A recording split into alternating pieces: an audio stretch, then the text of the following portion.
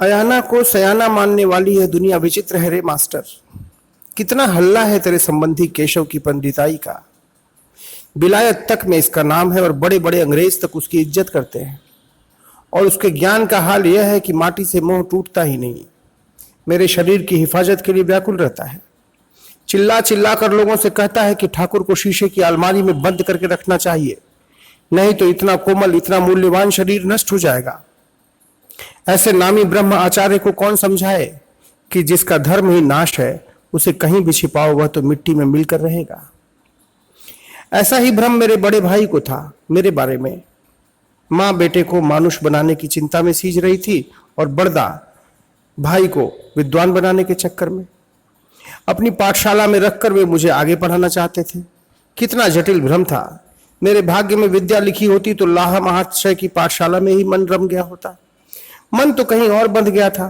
पाठशाला और पोथी दिखती ही नहीं थी। बड़दा की एक और चिंता थी। सोचा छोटा भाई साथ रहेगा तो कमाने धमाने की सुविधा रहेगी। सोच जरा, जो असुविधा की मूर्ति है उसके भरोसे सुविधा का सपना। परदादा करते भी क्या, पिताजी के अभाव में उनका दायित्व तो बढ़ गया था। सो लाहा महाशय को उल्टा सीधा समझाकर मुझे गांव से कोलकाता खींच लाए। सोच भला, जो अपने आंगन टोल पड़ोस और खेत खलिहान में भी कांपते हुए चलता हो उसे महानगर की गलियों में दौड़ाना कितनी बड़ी नासमझी थी। कहां अपना गांव कामारपुकुर और कहां झामापुकुर। जननी के आंचल में बंद कर अपने गांव की परिचित दुनिया में जो केवल कौतुक कीर्तन में डूबा जीने का अभ्यस्त हो उसे अपरिचित लोगों के घर घर पुरोहिती करने दौड़ाना अपने व्यवसाय को बिगाड़ने की ही योजना थी। इसी तरह की मूर्खता रानी की बेटी ने एक बार की थी, जब अपने पति मथुर की पहरेदारी के लिए मेरे जैसे बौड़म को उसके साथ लगा दिया था। रानी का दामाद कितना बड़ा राज्य चलाता था अपनी बुद्धि से। अपनी औरत की बुद्धि को पानी पिलाने के लिए उसे पाठशाला में पढ़ना थोड़ी ही था। और मेरे जैसे देहाती उज्बक को वह कोलकातिया रईस खूब समझता था कि कितने पानी में है बाभन का बेटा। सो मेरी आंख में धूल झोंक कर सहज भाव से अपनी विलासचर्या पूरी करता था। मेरी पहरेदारी उसका क्या बिगाड़ लेती। रानी की बेटी समझ गई कि गांव का गंवार बाभन किसी काम का नहीं है। निराशा तो बड़दा को भी हुई, पर उनकी योजना अपनी नहीं थी रे मास्टर। बगीचे वाली मां ने उनकी मनोभूमि में वह साध उगाई थी। वे निरुपाय थे। मां का संविधान उनकी समझ से परे था। तब मेरी ही समझ में बगीचे वाली मां की योजना कहां स्पष्ट थी। मेरी गुड्डी मां के हाथ में थी, मेरी लाटाई मां के हाथ में थी। मैं तो उसके संचालन और इशारे पर उड़ता नाचता गांव से कोलकाता पहुंच गया था। और सच कहता हूं तुझसे, गंवई आदमी को शहर की रहनी जरा नहीं सुहाती थी। जैसे बनैले जंतु को निठुराई से कोई पिंजड़े में कैद कर दे। मां की सुधी तो रुला ही देती थी रे लाटू। मथुरा के राजा बनकर गए थे कृष्ण और तड़पते रहते थे वृंदावन की उन्मुक्त लीला के लिए। पश्चिमी देश का एक कर्मचारी था रानी के बगीचे में। अपने गांव की सुधी जागती तो उसके कंठ से बोल फूटता, उद्धव ब्रज विसरत नाही। बगीचे में मुझे देखता तो जब तब बतियाने लगता। कहता, घर परिवार गांव में छोड़कर परदेश करना मौत से भी बुरा है बाबा। वही पीड़ा मेरी थी। सो उस आदमी का दुख मेरी पीड़ा को उकसा देता। तेरे देश का आदमी था रे लेटो। गांव घर छोड़कर नौकरी करने को लाचार था और घर की सुधी उसे रह रहकर उदास बना देती थी। मेरी दशा उसके जैसी ही थी। गांव के राह घाट, लाहाबाड़ी की बहुएं, बाल सखा गया विष्णु, धनी, सीतानाथ लाहा की बेटी प्रसन्नमयी और अपनी मां का वात्सल्य आवेग जब याद आता था मास्टर, सच कहता हूं मन पगला जाता था। हाजरा को तो कुछ रस की बात समझाता क्यों नहीं। उसे अपनी अभागिन मां कभी याद ही नहीं आती। गांव घर से नाता तोड़कर यहां वेदांत साध रहा है। ज्ञानी मानुष है। तू पढ़ा लिखा आदमी है, तू ही उसे समझा रे मास्टर। मुझे तो घास भूसा नहीं समझता। हाजरा की जमात के ज्ञानी गुनी भी खूब हैं। नारायण ही इस जाति के लोगों से बचावें। अविद्या का पहाड़ कपार पर लाद कर अहंकार में जलते जलाते रहते हैं। अहंकार की विद्या के एकमात्र मालिक हैं। अब तू ही बता क्या उपचार है इस अज्ञान का। भ्रम देख, मां की लीला विचित्र है। कलुष को न जाने कितने कितने रूपों में जलाती है। मजा यह है कि जलकर राख होने वाला समझता है कि सारे जगत को उसी का ताप जला रहा है, सारे भूमंडल को उसी का प्रताप बचा रहा है। अज्ञान की पराकाष्ठा और किसे कहोगे मास्टर। मोह का ढूह मां की कृपा के बिना ढहता कहां है मास्टर। मन की बात तुझे बताऊं मास्टर, मेरी जो माँ है ना, उसने मुझे विद्या की जो एक झलक मेरे गांव में दिखा दी थी, उससे मन ऐसा अनुरक्त हुआ कि जगत की शुद्ध बुद्ध गायब हो गई और विद्या में प्रवृत्ति ही नहीं होती। क्या कमाता पाठशाला में जाकर, मगर मेरी भविष्य चिंता में पागल मेरे बड़दा मेरा भाव कैसे समझते। हार कर कामार पुकुर से झामा पुकुर खींच लाए अपनी पाठशाला में, अपनी आंख के सामने बैठाकर मुझे तेरी वाली पढ़ाई में पंडित बनाने को व्याकुल थे, मगर उस राह में मेरी प्रवृत्ति नहीं हो रही थी। विद्या की झलक पा जाने पर अविद्या से मन उचट जाता है रे मास्टर।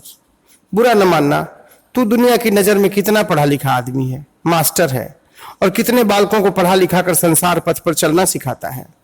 अपनी पढ़ाई के बल पर पैसा कमाकर अपनी गृहस्थी चलाता है। दादा मुझे तेरे जैसा लायक बनाने के लिए गांव से कोलकाता खींच लाए थे। अभिभावक की चिंता तो समझता था, और यह भी समझता था कि अग्रज का स्थान पिता की तरह ही पूज्य है, पर जगदम्बा की व्यवस्था को मैं चाह कर भी पलटता कैसे रे मास्टर। उसने तो लोक विद्या से मेरी रुचि ही मार दी थी। भगवती का विधान धर्मशास्त्र और ज्योतिष शास्त्र समझने वाले दादा की समझ से परे था। समझ तो मैं भी नहीं रहा था रे मास्टर, केवल इशारे पर नाचना भर जानता था। समझ होती तो शहर से वर्णमाला मंगवाकर अपने लेटों को पढ़ाने का हट लेकर बैठता।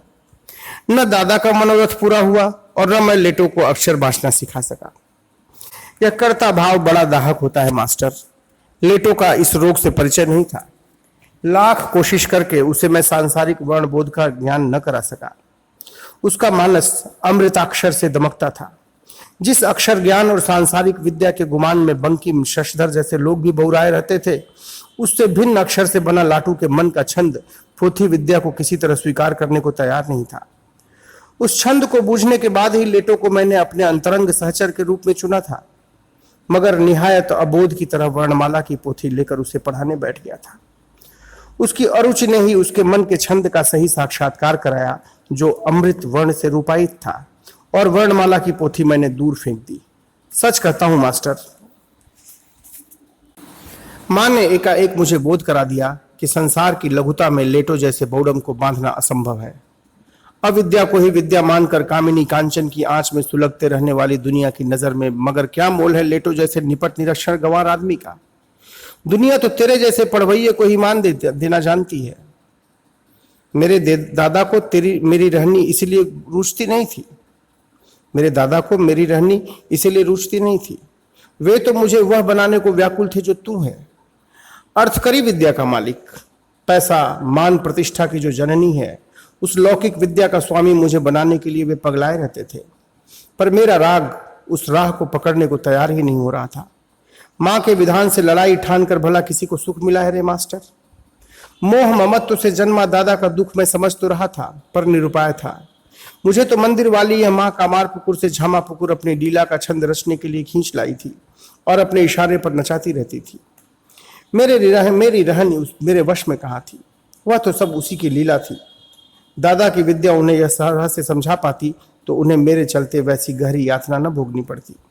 आज भी उनके दुख की बात याद आती है तो मन उदास हो जाता है। विश्वास मान, तेरी उस विद्या का मेरी दृष्टि में कुछ भी मूल्य नहीं है जिसके चलते दुनिया तुझे मान देती है। अर्थकरी विद्या को विद्या मानना ही अविद्या और मूर्खता का प्रमाण है। लेटो जैसा निरक्षर आदमी इस सत्य को समझता था, तभी माई के आंगन का वह लाडला बन गया। और तू उस विद्या के कारण नहीं जिसका दुनिया की नजर में बड़ा मूल्य है और जिसे कठोर परिश्रम से तूने कमाया है, बल्कि उस धवल संस्कार के चलते मां की ज्योति लहर की लपेट में आ गया, जिसे मां के चाकर ने पहली नजर में ही देख लिया था और तुझे ऐसा अपना बना लिया था कि अब तेरा आंख से ओझल होना मुझसे, सच कहता हूं, सहा नहीं जाता रे मास्टर। और तू ऐसा निठुर है नरेन की तरह की रह रह कर गायब हो जाता है। हफ्तों मां के आंगन की ओर झांकता ही नहीं।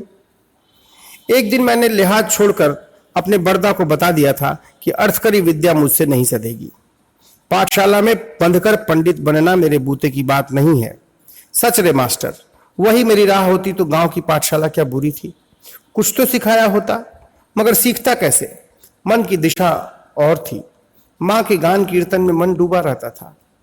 मन रमता था, उसी में डूबा रहता था। कोई चित्र आंकने बैठता तो मां का चेहरा रूपायित हो जाता। माटी को संवारने लगता तो शिव पार्वती गणेश खड़े हो जाते। उस कौतुक को देखकर टोल पड़ोस की महिलाएं लहालोट हो जाती। पड़ोस की एक चटुल स्त्री ने एक दिन ललित कटाक्ष किया था। बामुनी माँ का बेटा ऐसी जीवंत देव प्रतिमा बनाता है कि अचरज होता है। अवश्य ही पूर्व जन्म में गदाई मूर्ति शिल्पी कुम्हार रहा होगा। किसी पुण्य का फल है कि पाल वंश का लड़का बामुनी माँ की कोख में आ गया। और पड़ोसिन की टिप्पणी सुनकर मेरी माँ खिलखिलाकर हंस पड़ी थी। गांव की गंवार महिलाएं जिस सत्य को समझ रही थीं, मेरे पंडित बड़दा मोहवश छोटे भाई के मन के राग को नहीं समझ पा रहे थे और दुख भोग रहे थे। अपने ज्योतिष ज्ञान के बल से उन्होंने अपने बेटे अक्षय के जन्म के परिणाम का सटीक फलादेश कर दिया था, पर उनकी विद्या बौड़म भाई को समझने साधने में विफल हो गई थी। हारते हुए उन्हें माँ के विधान के सामने घुटना टेकना पड़ा था और तब पुरोहिती का भार उन्होंने मुझे सौंपा।